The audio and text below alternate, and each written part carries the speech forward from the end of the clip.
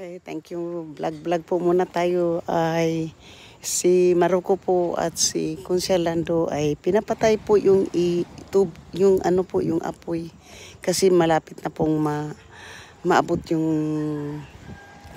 ano ni Tatay Tatsuki. So pinapatay nila yung apoy. Oh. Dito din po marami din pong apoy dito nagsisiga kasi oh. Yan. Pero dito malapit na talaga kung mabuti na lang na patay nila Maruko at Consialando yung apoy dito sa malapit sa bangka ni Tatay Tatsuki. Ano? Ayun, papatayin pa ninyo yun. Hindi na po yan. Ha? Malayo po yan. Malayo pa yan? Silap niyan. Yung kay Tatay Tatsuki. Oo nga eh, mabuti na lang.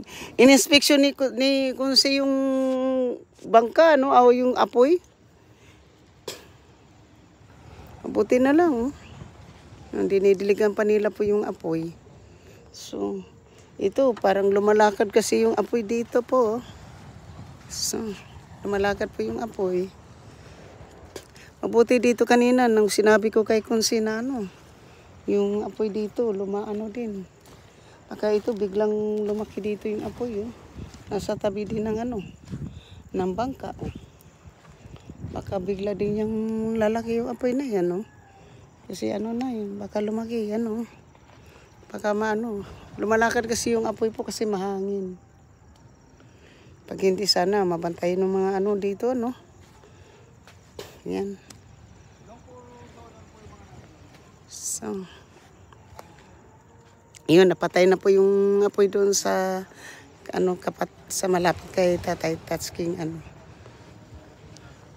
Yung mga basura po ito, yung sinisigahan po mga basura.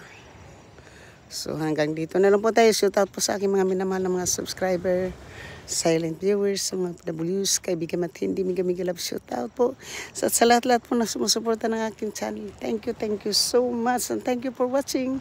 I love you all. Sa shout out po sa lahat po sa inyo. Hindi ko na po kayo maisa-isa dahil nakakalimutan ko ng mga pangalan nyo.